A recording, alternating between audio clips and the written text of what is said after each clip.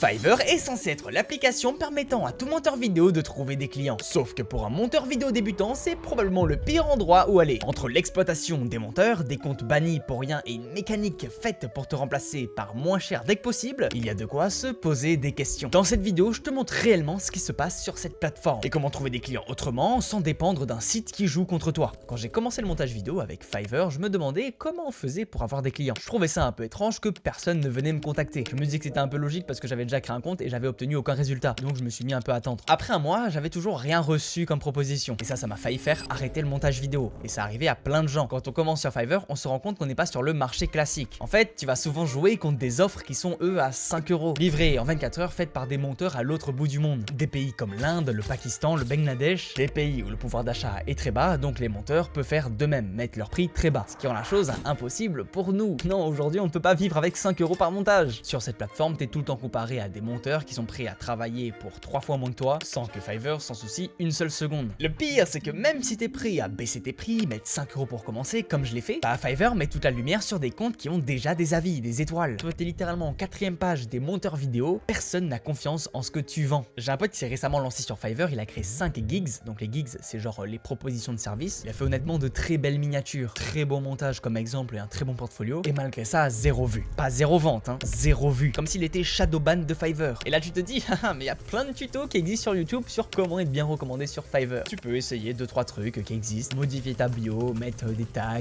rien ne va changer, hein. C'est comme YouTube, si l'algorithme l'a décidé, alors tu ne seras pas recommandé. Ok, mais imaginons par chance incroyable, t'arrives à avoir un client. Tu te dis, c'est bien, au moins j'en ai un, je peux le garder, communiquer avec lui, il va revenir plusieurs fois, ça va être génial. Non, non, non, Fiverr déteste ça. J'ai créé en tout 3 comptes Fiverr parce que 2 se sont fait bloquer. Parce que j'essayais simplement de ramener le client vers une autre plateforme comme Discord ou juste par message WhatsApp. Mais non, il y a des ban words. Si tu écris Discord dans le chat, tu es banni, que ce soit toi ou le client. Oui, une fois ça m'est arrivé que mon client se soit fait bannir parce qu'il m'a donné son Discord. Mais bref, tu es littéralement espionné par Fiverr pour pas que tu quittes l'application. Et évidemment, au milieu de tout ça, t'as les fameuses commissions. Ok, je viens de trouver l'information, hein, c'est 20% au monteur et 5,5% au client. Donc l'exemple d'un montage à 200 € par exemple, le monteur perçoit 160 €, le client paye 213 € et du coup Fiverr prend 50 €. Ce qui est vraiment pas mal. En vrai, je comprends, c'est une entreprise, elle veut faire de l'argent, c'est tout à fait logique. Mais ça, plus ils veulent te garder prisonnier parce que si tu pars du coup, ils feront pas ce bénéfice. Que malheureusement, tous tes concurrents, c'est des Indiens qui font des montages à 5 €. Toutes ces choses-là, c'est des trucs qu'on ne te dit pas quand tu t'inscris. Moi, ce que je te recommande à la place, c'est de prendre un appel avec moi pour savoir la vraie solution. Donc si tu veux savoir si t'es éligible ou pas, alors clique sur le lien en description et prends un appel gratuit avec moi. Ok, revenons à la vidéo, on parlait de Fiverr. J'aimerais quand même dire un truc, allez, qui sort un peu de mon cœur. Malgré tout ce que je vous ai dit, Fiverr m'a beaucoup servi. Et c'est ça qui rend mon avis de cette application un peu différente. Parce que certes, elle peut t'enfoncer et te faire vouloir arrêter le montage, mais elle peut aussi te débloquer un truc que tu n'aurais jamais eu autrement. Parce que oui, quand tu débutes, hein, moi j'étais en seconde quand j'ai débuté et je ne connaissais rien à la prospection, au fait de créer une offre, créer un portfolio, tout ça. Ce qui est bien, c'est que Fiverr fait tout ça pour toi. Tu sais pas parler à un client, tu sais pas répondre à un message, tu sais pas comment te vendre. Fiverr te met dans une genre de situation où t'es obligé d'apprendre vite. Et rien que ça, c'est déjà pas mal. Moi, mon tout premier client que j'ai eu dans ma vie, c'est grâce à Fiverr. Oui, c'était une vingtaine d'euros, mais c'était mon premier client. Et probablement que sans lui, je serais jamais devenu monteur vidéo. Fiverr peut t'offrir un genre de premier pas dans le monde du montage. Même si ça te rapporte rien du tout, ça reste une solution pour les personnes qui n'ont aucune méthode. Et puis, il faut quand même le mentionner, hein, il y a des gens qui vivent grâce à Fiverr. Si t'es bien recommandé, que t'as compris les codes, que t'as beaucoup d'avis sur ton profil, c'est possible que t'aies des grosses commandes tous les jours. Donc oui, Fiverr peut devenir une machine à clients si tu fais les choses correctement. Si t'as de l'ancienneté, que ce que tu fais à la place, c'est que tu vas chercher des clients et que tu les ramènes sur ton profil. À ce moment-là, ils passent commande sur ton profil, ok, Fiverr prend 20%, mais au moins ça te crée des avis. J'ai aussi appris avec Fiverr à créer ma cible, mon positionnement, qui sont des règles essentielles du freelancing. Moi par exemple, j'ai ciblé les youtubeurs gaming. Pas la meilleure niche selon moi, hein, c'est pas celle où tu vas être le mieux payé, mais au moins j'avais une offre, une proposition d'offre avec des packs. C'est des choses que je conseille aujourd'hui aux monteurs vidéo. Sur Fiverr, quand tu crées un profil, toutes les phrases commencent par I will, qui veut dire simplement je vais. Moi par exemple, c'était je vais te faire un montage vidéo gaming pour YouTube, je crois que c'était un truc comme ça. Mais tu vois, c'est spécialisé, c'est une offre qui est précise, c'est pas je suis monteur vidéo. Donc oui, Fiverr s'est éclaté sur beaucoup d'aspects. Et ça t'ouvre un peu les yeux sur un truc simple. Si tu restes dessus toute ta vie, tu vas stagner. Mais si tu t'en sers comme un genre de point de départ, tu peux vraiment alors avancer et trouver des clients ailleurs. Le vrai problème sur toutes ces plateformes, c'est que tout ce que tu fais dépend de quelqu'un d'autre. Tu vas attendre que l'algorithme te mette dans les recommandations en première page. Tu peux être bon, motivé, bosser comme un GOAT. Si personne ne te voit, alors c'est mort. Et c'est ça la réalité que j'ai mis du temps à comprendre. Sur Fiverr, tu ne contrôles rien. C'est possible que tu peux attendre 1 mois, 2 mois, 3 mois et avoir aucun client. Et c'est là que tout change quand tu sors de Fiverr. Parce que dès que tu commences à aller chercher chercher tes clients toi-même. T'es dans un autre mode, tu choisis à qui tu parles, à combien tu factures, ton vrai positionnement. Et surtout, t'es plus là à attendre. Tu avances et tes actions ont vraiment un impact sur si oui ou non tu auras des clients. C'est ça qui m'a fait comprendre que Fiverr c'est le point de départ. Et quand j'essayais de comprendre pourquoi moi je n'avais pas de clients, pourquoi personne venait me contacter, je me suis juste dit qu'il fallait que j'aille moi-même contacter des gens. Moi quand j'ai arrêté Fiverr et que j'ai commencé à prospecter, c'est là que j'ai fait de vrais résultats. J'ai eu de vrais clients payant des sommes comme 200, 300 euros par montage. J'ai décidé de créer un programme qui apprend à faire la même chose. Des personnes l'ont suivi et eux aussi ont fait des résultats. Et aujourd'hui, si toi aussi tu veux ça, t'as qu'à prendre un appel avec moi en description. Encore une fois, c'est juste pour voir si toi t'es motivé à devenir monteur vidéo, à générer des revenus grâce à ça, que t'es vraiment prêt à arrêter d'attendre et à agir vraiment. Bref, si vous voulez peut-être changer votre vie grâce au montage vidéo, abonnez-vous à cette chaîne. C'est ciao!